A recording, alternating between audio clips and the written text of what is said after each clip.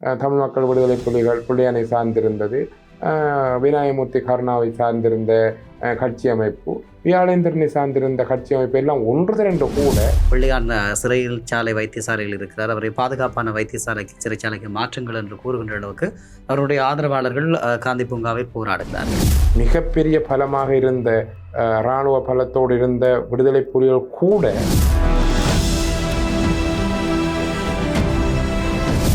விடுதலை புலிகளுடைய காலப்பகுதியில் ஆயுத பலத்தோடு அவர்களுக்கு பேரம் பேசுகின்ற பலம் இருந்தது.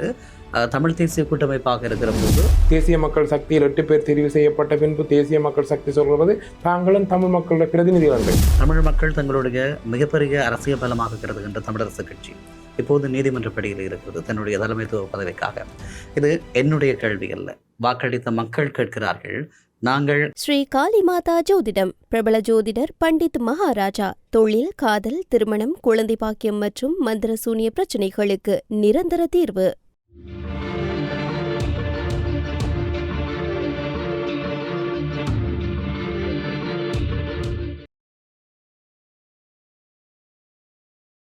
வணக்கம். இது சக்கரவியூகம். வார்த்தையினம் வாழ்கொண்டு கருத்துக்களோடு மோதுகின்ற களம்.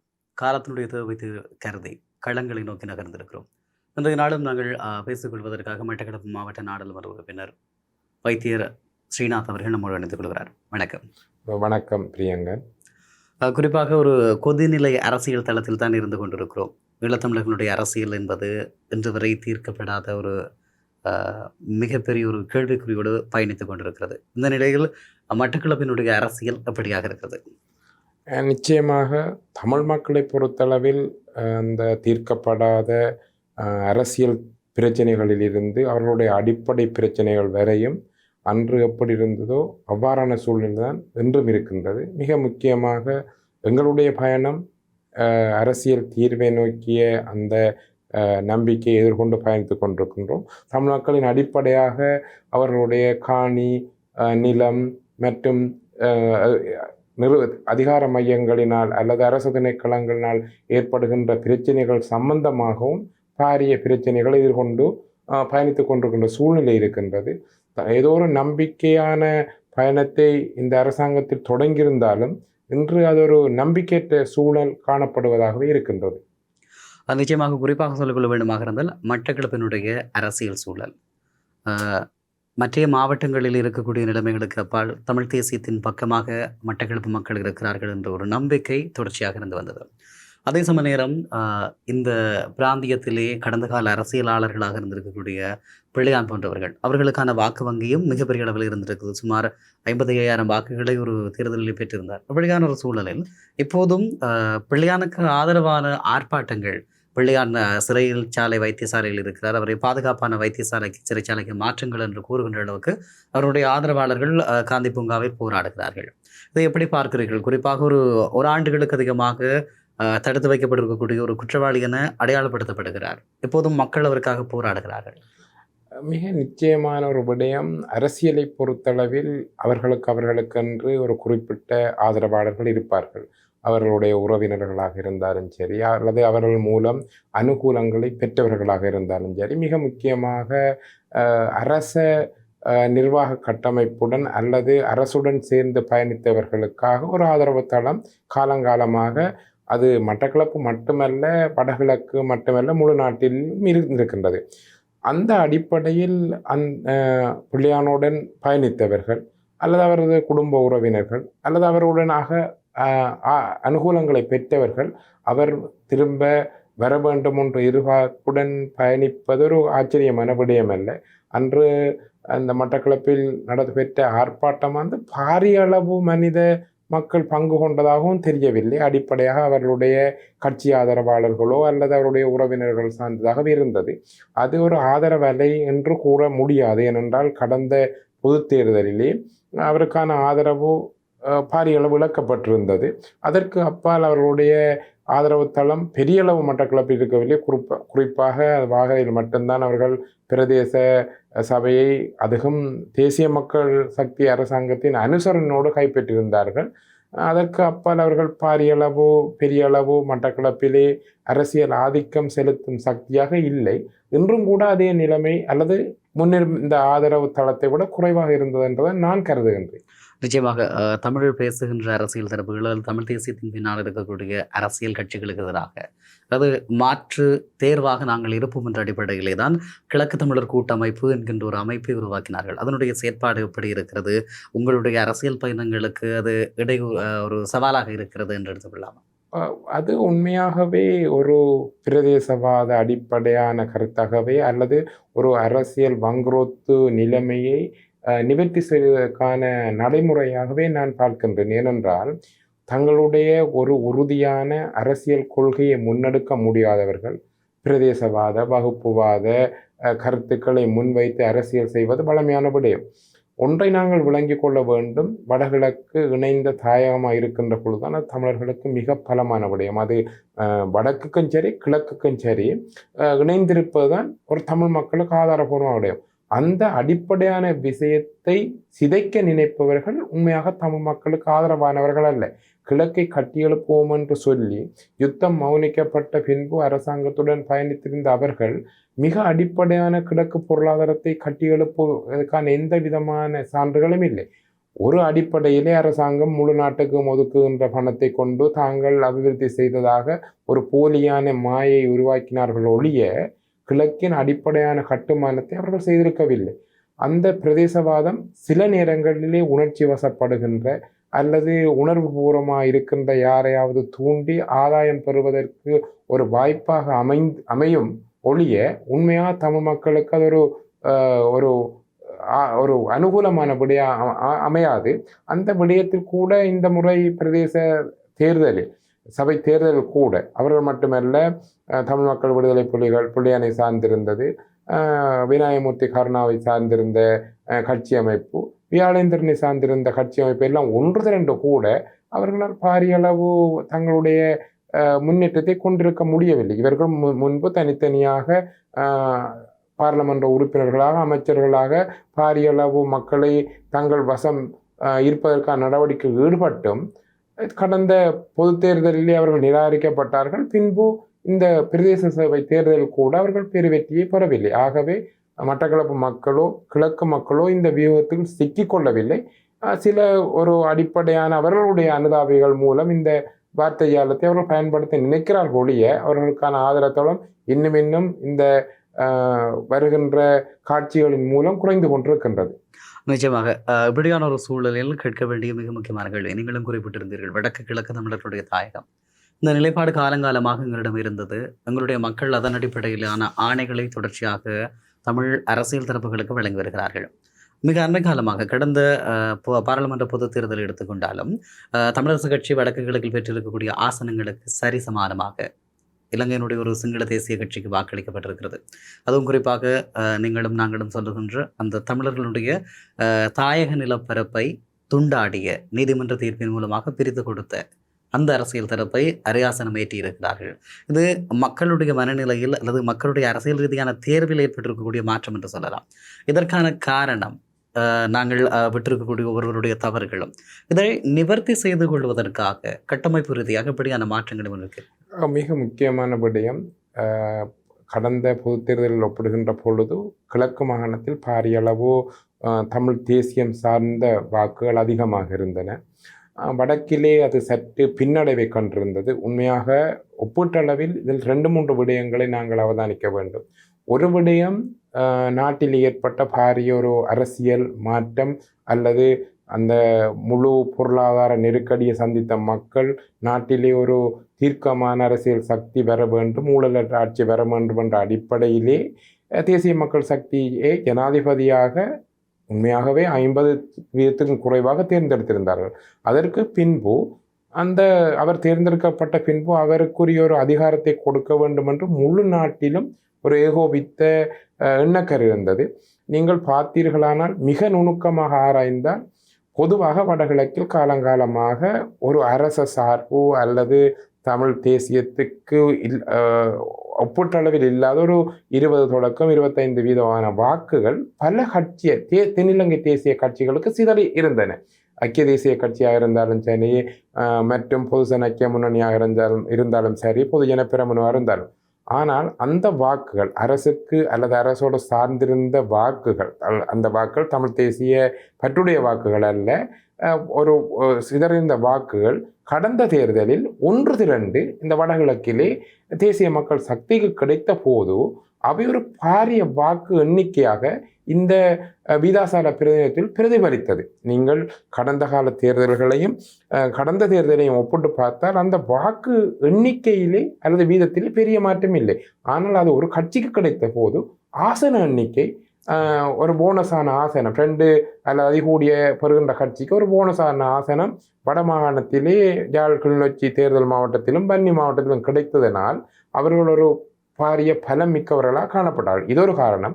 2வது காரணம், உண்மையாக தமிழ் தேசிய கட்சிகள் மக்களை ஒன்றிணைக்க அல்லது தங்களுக்குள் உட்பட்ட பிரிவுகள் பிளவுகள் பல காரணமாக அந்த வாக்குகள் யாருக்கு செலுத்துவது என்ற ஒரு மனநிலை குழப்பம் இருந்தது. மற்றும் பல்வேறு காரணங்கள் இருந்தன. சரியான தங்களுக்குரிய தீர்வை அல்லது தங்களுடைய வழிநடத்தலை தமிழ் கட்சிகள் தருமா என்ற எண்ண சிதறலை பல்வேறு சுயேட்சை குழுக்களோ அல்லது தென்னிலங்கை தேசிய கட்சிகளோ பயன்படுத்தியதன் விளைவாக வடக்கிலே அந்த சரிவு ஏற்பட்டது. ஆனால் கிழக்கிலே நாங்கள் இதில் மிக ஆணித்தரமாக இருந்தோம். குறிப்பாக திருவண்ணாமலையிலும் அம்பாறையிலும் ஒரு ஆசனம்தான் வளமையாக பெறுவதே. அம்பாறையில் அதற்கு முன்னர் இழக்கப்பட்டதை பெறுவதிலே மிக கச்சிதமாக தமிழரசு கட்சி பெற்றுக்கொண்டது. திருவண்ணாமலையிலே எல்லா கட்சிகளுடனும் கூட்டமைத்து பெற்றுக்கொண்டது. உண்மையாக அந்த கூட்டமைப்புகின்ற நடைமுறை சில நேரங்கள் வடக்கிலே இருந்திருந்தால் இதை விட கூடுதலாக ஆசனங்கள் வந்திருக்கலாம். தமிழ் தேசிய கட்சிகள் தேசிய பரப்பில் சேர்ந்த கட்சிகள் ஒன்று சேர்ந்து பயணித்திருந்தால் வந்திருக்கலாம். அப்போ இவ்வாறான பல நிலைப்பாடுகள் காரணமாக ஒரு நாட்டில் ஏற்பட்ட மாற்றமும் அல்லது சுழற்சி காரணமாக தென்னிலங்கை தேசிய கட்சி ஒன்று எண்ணிக்கையான தமிழ் தேசிய கட்சிகளுக்கு எண்ணிக்கையான ஆசனங்களை பெற்றது. ஆனால் இதில் ஒரு மிகப்பெரிய ஆபத்து இருக்கின்றது என்பதையும் நாம் உணர்ந்து கொள்ள வேண்டும். ஏனென்றால் தென்னிலங்கை தேசிய கட்சிகள் தங்களுடைய அரசியல் இலக்கு, தங்களுடைய அரசியல் நலன் தென்னிலங்கை சார்ந்த விடயத்தை பிரதானமாக வைத்துத்தான் இருக்கும். அது எந்த தென்னிலங்கை தேசிய கட்சி வந்தாலும் அதில் மாற்றம் இல்லை. கடந்த காலங்களில் இருந்த அரசுகளும் சரி, பல இடங்களிலே வரலாறு ரீதியாக தமிழ் கட்சிகளை அவர்கள் ஏமாற்றியிருக்கிறார்கள். அதே போன்றொரு நடவடிக்கை இப்போது ஆரம்பித்திருப்பதாகவே நான் உணர்கின்றேன். அந்த அடிப்படையிலே தமிழ் மக்கள் இவ்வாறான வாக்குகளை அளிப்பதன் மூலம் பல விடயங்களை இழந்து போக வேண்டிய ஒரு சூழ்நிலை ஏற்படும். மிக உதாரணமாக தமிழ் மக்களுக்கு ஏற்பட்ட இந்த இனப்படுகொலை சம்பந்தமான குரலை எதிர்கொள்கின்ற பொழுது அவர்கள் நாங்களும் தமிழ் மக்கள் சார்பாக தெரிவு செய்யப்பட்டவர்கள் அவ்வாறு நடக்கவில்லை, அல்லது ஜெனிவாவிலே அவர்கள் தங்களுடைய மக்கள் பிரதிநிதியாக நாங்களும் வந்திருக்கின்றோம், அவ்வாறான நிலைமை இல்லை. அரசியல் தீர்வு ஒன்று தேவைப்படுகின்ற போது இல்லை முழு இலங்கைக்குள்ளும் ஒரு குறிப்பிட்ட பொருளாதார சமத்துவமான நிலைமையை உருவாக்கினால் போதும் என்ற எண்ணப்பாடுகளை சர்வதேச சமூகத்துக்கும் பொதுவாக வெளி உலகுக்கும் விதைக்கக்கூடிய வகையிலே அவர்கள் இப்போது நடக்கின்ற நடைமுறை இருக்கிறது. இது மிக ஆபத்தானது. ஒரு ஜனாதிபதியை தேர்ந்தெடுக்கின்ற போது தென்னிலங்கை கட்சி ஒருவர் தான் ஜனாதிபதி வருவார் என்ற அடிப்படையிலே வாக்கள் செலுத்தப்படுவது ஒரு வலிமையான விடயமாக இருக்கின்றது. ஆனால் பாராளுமன்ற பிரதிநிதித்துவத்தின் ஊடாக அது ஒற்றையாட்சிக்கு உட்பட்ட நிபந்தனையாக இருந்தாலும் சர்வதேசத்துக்கு சொல்லப்படுகின்ற விடயங்களின் அடிப்படையில் தமிழ் தேசிய கட்சிகளை தேர்ந்தெடுக்க வேண்டிய பாரிய பொறுப்பு தமிழ் மக்களுக்கு இருக்கிறார். அந்த விடயத்தில் அவர்கள் கவலையிடம் விடக்கூடாது. விடயம் குறிப்பாக தமிழர்களுடைய அரசியல் பலம் என்பது பாராளுமன்றத்திற்கு தெரிவு செய்கின்ற உறுப்பினர்களின் அடிப்படையில் தான் இருக்கிறது என்று வைத்துக் கொண்டால் 1977 ஆண்டு தேர்தலிலே 18 ஆசனங்கள் கிடைத்தது. அதன் பின்பதாக 2004 காலப்பகுதி அதிலே 22 ஆசனங்கள். அதன் பின்பு கழுது தேய்ந்த கட்டரம்பு ஆன கதையாக மாறிப்போனது. அப்படியான நிலைப்பாடுகள் இருந்த போதும் இன்று வரை இருக்கக்கூடிய நிலையிலும் அதே சமதளத்திலே தான் இலங்கையினுடைய நாடாளுமன்ற பலம் கையாளப்படுவதாக மக்கள் கருதுகிறார்கள். அதாவது தமிழ் மக்களுடைய தீர்வு என்பது ஸ்ரீலங்காவினுடைய நாடாளுமன்றத்தை நோக்கி அல்ல, இதை தாண்டி ஒரு வழியை தமிழர்களினுடைய அரசியல் செய்கின்றவர்கள், தமிழர்களுக்கான நாங்கள் வழி நடத்துகிறோம், தமிழ் மக்களை அரசியல் ரீதியாக அழைத்துச் செல்கிறோம் என்று சொல்கின்றவர்கள் கண்டறிய வேண்டும் என்பது மக்களுடைய அவா. ஆனால் எங்களுடைய ஒவ்வொருவரும் நாடாளுமன்றத்தோடு நின்று விடுகிறோம் உங்களுடைய செயற்பாடுகளை. நிச்சயமா நீங்க சொன்ன கருத்து மிகச்சரியானது. நாடாளுமன்றத்தின் தெரிவு என்பது ஒரு சர்வதேசத்துக்காக தமிழ் மக்கள் தமிழ் தேசியத்துக்கான அங்கீகாரமாகத்தான் நாங்கள் கருத வேண்டும். அது தனியே பேரம் பேசும் பலம் அல்ல. தமிழ் மக்களுக்கான கடந்த கால வரலாறுகளிலே தந்தை செல்வாவில் இருந்தவர் நாடாளுமன்ற பதவியை தூக்கெறிந்து விட்டுத்தான் தமிழ் மக்களுக்கான போராட்டத்திலே இறங்கினார். எங்களுடைய விடுதலை போராட்டம் கூட நாடாளுமன்ற எண்ணிக்கையை வைத்து தீர்மானிக்கப்பட்டதில்லை. ஆனால் வெளி உலகம் எவ்வாறு பார்க்கின்றது? தவறானவர்கள் அல்லது தமிழ் தேசியத்துக்கு எதிரானவர்கள் அல்லது தென்னிலங்கை சார்ந்தவர்கள் தெரிவு செய்யப்படுகின்ற பொழுது அவர்களும் அங்கு பிரசன்னமாக வேண்டிய நிலைமை அல்லது பேரம் பேசுகின்ற நிலைமை வரக்கூடும். இன்று தேசிய மக்கள் சக்தியில் 8 பேர் தெரிவு செய்யப்பட்ட பின்பு தேசிய மக்கள் சக்தி சொல்கிறது தாங்களும் தமிழ் மக்களுடைய பிரதிநிதிகள் என்று. அந்த இடத்தில்தான் நாடாளுமன்றத்தின் தெரிவு தமிழ் தேசிய கட்சிகளை சார்ந்ததாக இருக்க வேண்டும் என்ற நிலைப்பாடும் அதற்கு போட்டி போட வேண்டிய நிலைமையும் இருக்கின்றது. ஆனால் தனியே நாடாளுமன்றத்தின் ஊடாக அதை வென்றெடுப்பதென்றால் இல்லை, பல்வேறுபட்ட சமதளத்திலே அரசியலை நோக்கிய பயணம் இருக்க வேண்டும். போராட்டங்களாக இருந்தாலும் சரி, மக்களுக்கான விழிப்புணர்வுகளாக இருந்தாலும் சரி, சர்வதேசத்துக்கான ராஜதந்திர அணுகுமுறைகளாக இருந்தாலும் சரி, நாங்கள் பல்வேறுபட்ட தரப்பில் பயணிக்க வேண்டும் என்றது உண்மை. என் அரசியல் தீர்வு விடயத்திலே உண்மையிலே ஒரு விடயத்தை நாங்கள் விளங்கிக் கொள்ள வேண்டும். கடந்த கால அனுபவத்திலிருந்து தென்னிலங்கை தேசிய அரசியல் அல்லது அரசு மிக இலகுவாக தமிழ் மக்களுக்கான உரிமையை தந்து விடாது. ஒரு புவிசார் அரசியல் அல்லது எங்களுடைய தமிழ் மக்களின் அரசியல் ராஜதந்திரமான நிலைமைதான் அதை தீர்மானிக்கும். கடந்த காலத்திலே விடுதலை புலிகள் இருந்த காலத்திலே எங்களுடைய அதிகாரம் அல்லது பேரம் பேசும் பலத்தின் ஊடாக பல தீர்வு திட்டங்கள் முன்வைக்கப்பட்டன. அதற்கு பின்னர் மிக இலகுவாக அது அலட்சியப்படுத்தப்பட்டதை நாங்கள் காணக்கூடியதாக இருக்கின்றது. சில விடயத்தை ஞாபகப்படுத்தலாம். பேரம் பேசுகின்ற தன்மை என்று வருகிற போது நல்லாட்சி என்று குறிப்பிட்ட ஆட்சி கால பகுதியில் தமிழ் மக்கள் ஏகோபித்த ஆதரவை தமிழ தேசிய கூட்டமைப்புக்கு வழங்கியிருந்தார்கள். அவர்கள் பேரம் பேசுகின்ற நிலைப்பாடு 2 சந்தர்ப்பங்களில் உருவானது. 2 தடவையும் நிபந்தனையற்ற ஆதரவு என்ற ஒரு நிலைப்பாட்டை எடுத்திருந்தது தமிழர்களுடைய தலைமை. அதாவது விடுதலை புலிகளுடைய காலப்பகுதியில் ஆயுத பலத்தோடு அவர்களுக்கு பேரம் பேசுகின்ற பலம் இருந்தது. தமிழ் தேசிய கூட்டமைப்பாக இருக்கிற போது அரசியல் ரீதியாக பேரம் பேச முடியுமா இருந்தது. ஆனால் எங்களுடைய தலைமைகள் அந்த இடத்திலே எந்த வகையான ராஜதந்திர சறுக்கல்களை விட்டார்கள் என்பது தெரியவில்லை. எப்போது அதனை எப்படி நிவர்த்திக்க வேண்டும் என்று நினைக்கிறீர்கள்? மிக முக்கியமான விடயம்தான். இப்போ தென்னிலங்கை தேசிய சக்திகள் அல்லது அரசுகள் என்றும் அவர்களுக்கு அடிப்படையான எண்ணக்கரு இருந்ததில்லை, அல்லது சில அரசியல் தலைவர்களுக்கு இருந்தாலும் அதை நடைமுறைப்படுத்துவதற்காக சிங்கள பௌத்த பேரினவாதம் என்றும் அதற்கான அனுமதியை கொடுத்ததில்லை. ஏனென்றால் அவர்களுக்கு உள்ளார்ந்த ரீதியாக தமிழ் மக்கள் ஒரு வலுப்பெறுகின்ற பொழுது தாங்கள் ஒரு பின்னடைவை கண்டுவிடுவோமா அல்லது கடந்த கால வரலாற்று அடிப்படையிலே உண்மையிலே சில எங்களுடைய ஒரு 400 ஆண்டுகளுக்கு முன் தமிழ் ராசதானிகள் இருந்தது. பல காலப்பகுதியிலே நாங்கள் மிக வெற்றிகரமாக அனுராதபுர ராஜ்யத்திலே அல்லது யாழ்ப்பாண ராஜ்யத்திலே வன்னி ராஜ்யத்திலே இன்னும் கண்டி ராஜ்யத்துக்கு கூட தமிழர்கள் அரசாட்சி செய்ததாக இருக்கிறது.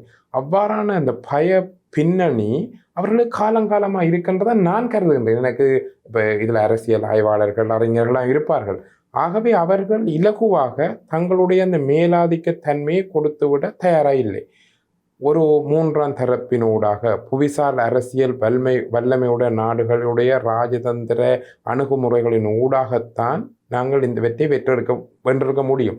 நல்லாட்சி காலத்தில் உண்மையாக நிபந்தனையற்ற ஆதரவை வழங்கியிருந்தாலும் கடந்த காலங்களில் எவ்வாறு தமிழ் சமூகம் ஏமாற்றப்பட்டதோ அதே மாதிரி ஏமாற்றப்பட்டது. அந்த இடத்திலே நான் அந்த காலத்திலே அரசியலில் இருக்கவில்லை. நான் அறிந்து கொண்ட அடிப்படையிலேயே ஒவ்வொரு முறையும் பல இடங்களிலே சமாதான புறாந்த சந்திரியா கூட எங்களுடைய பல அரசியல் இருந்தவர்கள் அவர் மிக ஆவலாக இருந்தார் தருவதற்கு. ஆனால் இறுதியிலே சிங்கள பௌத்த பேரினவாதம் கொடுத்த அழுத்தத்தின் காரணமாக அவர் பின்வாங்க வேண்டி வந்தது.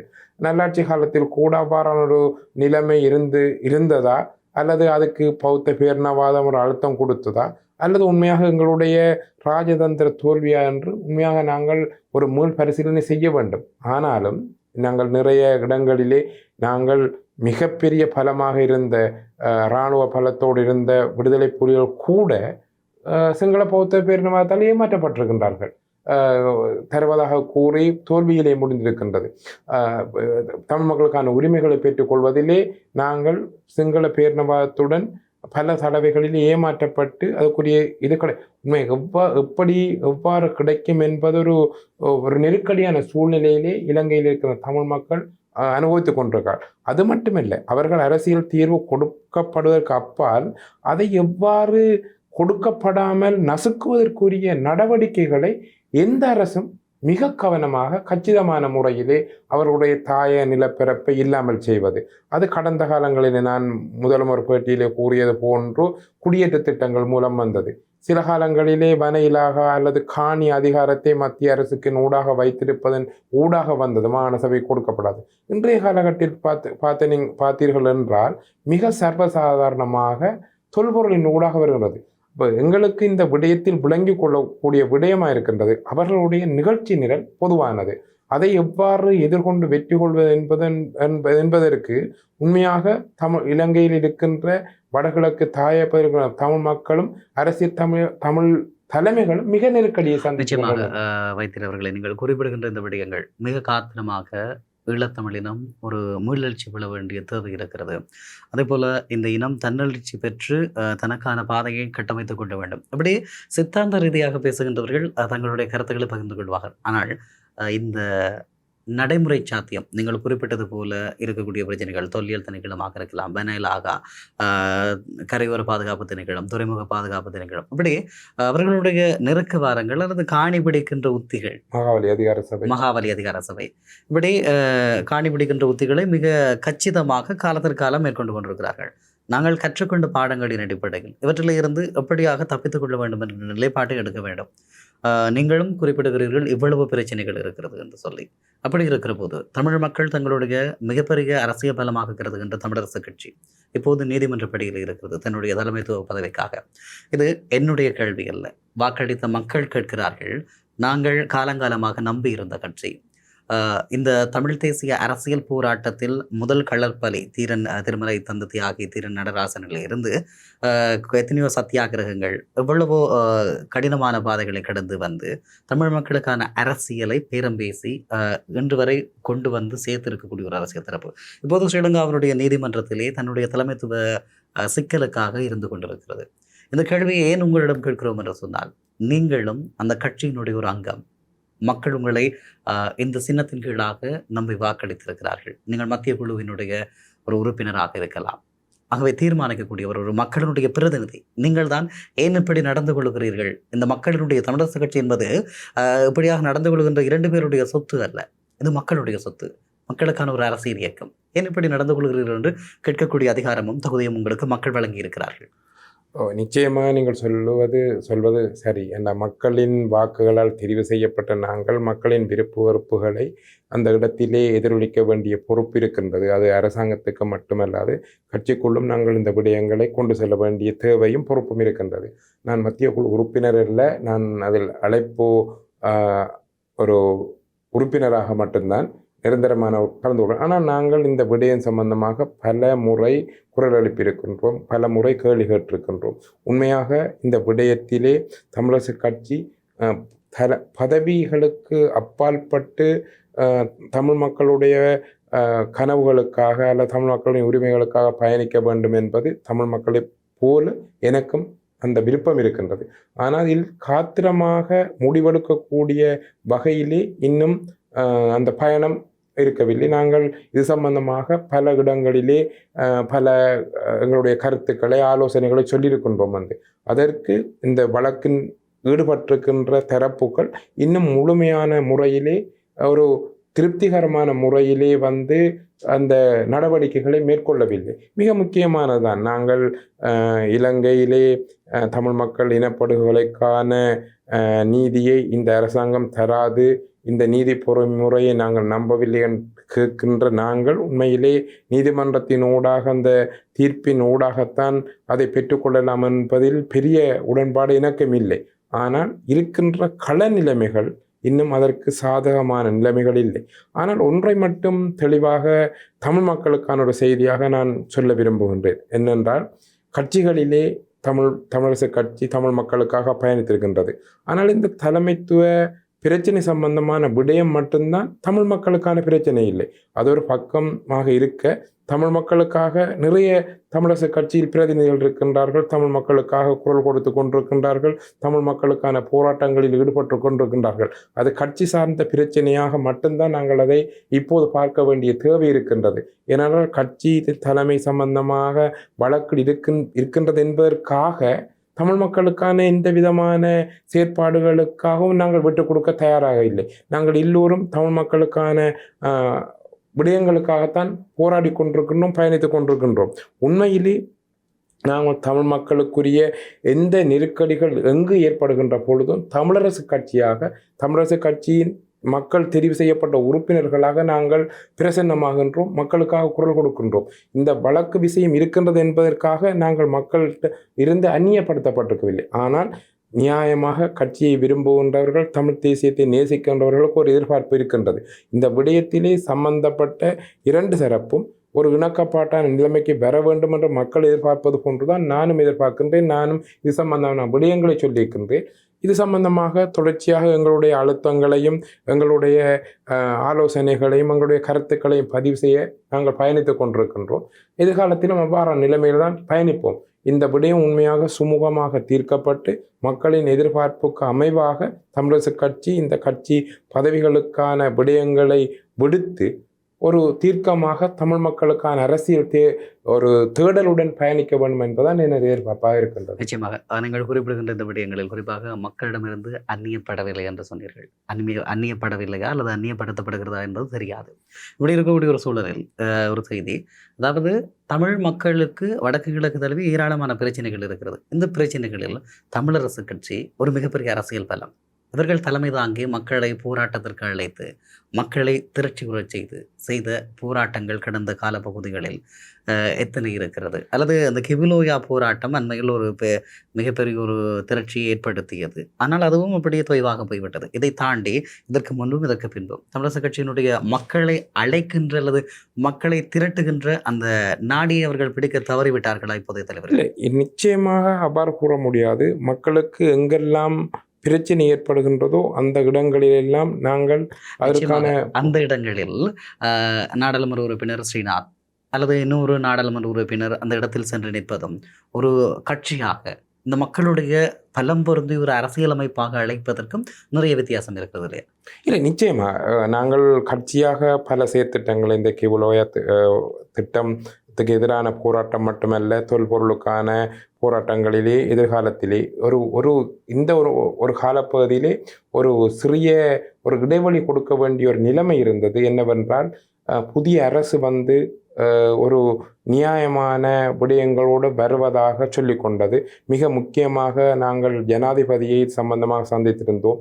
அரசியல் தீர்வு பற்றி நாங்கள் கேள்வி எழுப்பி அதற்குரிய விடயங்களை கையாளும்படி கேட்டிருந்தோம். அந்த இடத்தில் அவர் சொன்ன பதில், நாடு மிக நெருக்கடியான பொருளாதாரத்தில் ஒரு வருட கால அவகாசம் தாருங்கள், அதற்கு பின்பு அரசியல் தீர்வு சம்பந்தமான பொறிமுறையை நாம் ஆரம்பிப்போம்.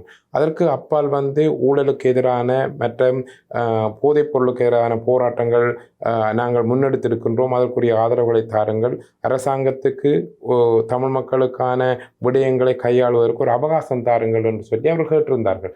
ஒரு புதிய அரசாங்கம் வந்த உடன் வந்து நாங்கள் நெருக்கடியை கொடுக்க வேண்டிய தேவைகள் வருகின்ற இடத்தில் கொடுத்திருந்தோம். இந்த தொல்பொருள் சம்பந்தமான இடங்களிலே சகல போராட்டங்களிலும் எங்களுடைய தமிழரசு கட்சியினர் பங்கு பெற்றிருந்தார்கள் மாவட்டங்கள் அடிப்படையிலே.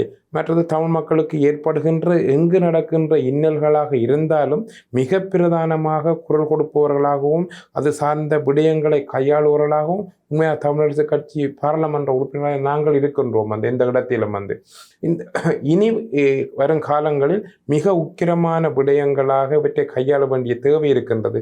ஏனென்றால் அரசு சொல்லிக் கொண்டிருக்கின்ற விடயங்களில் பல விடயங்களிலே நம்பிக்கை இனங்களை நாங்கள் எதிர்கொள்ள வேண்டியிருக்கின்றது. மிக பிரதானமாக இந்த தொல்பொருள் அல்லது வனையிலாக விடயங்களிலே அரசு ஏதோ தாங்கள் அந்த பிரச்சனைகளை எழுப்புவர்களாகத்தான் அந்த அமைச்சரவை கூட்டங்களிலோ வெளியிலோ காட்டிக்கொள்கிறார்கள். ஆனால் அவர்களுடைய பொறுப்பு, அவர்கள் தான் இந்த இடத்திலே தீர்வுகளை வழங்க வேண்டிய அதிகாரத்தில் இருக்கின்றார்கள். நாங்கள் தான் அந்த இடத்திலே பிரச்சனைகளை முன்வைப்பவர்களாக இருக்கின்றோம். ஆனால் அவர்களும் அந்த இடத்திலும் பிரச்சனை இருக்கிறது தீர்ப்போம் என்று கூறினாலும் அதற்குரிய நடவடிக்கைகள் சில இடங்களிலே ஒரு உறுதியான நிலையிலே உண்மையான நிலையிலே தெரியவில்லை. சில இடங்களிலே மந்தகதியில் இருக்கின்றது. சில இடங்களிலே அவர்கள் சொல்லுகின்ற விடயங்கள் வந்து இப்போ தற்போது அதை ஏற்றுக்கொள்வதா இல்லையான்ற ஒரு நெருக்கடி இருக்கின்றது. கடந்த காலங்களில் இருக்கின்ற அரசாங்க அதிகாரிகள் கடந்த அரசுகளின் கைப்பாவைகளாக இருந்து கொண்டு இந்த அரசாங்கத்துக்கு செயற்பாடுகளை முடக்க நினைக்கின்றார்கள் என்று சொல்லுகின்றார்கள். ஆனால் இவற்றை எல்லாம் நீண்ட காலங்களுக்கு அனுமதித்து கொண்டிருக்க முடியாது.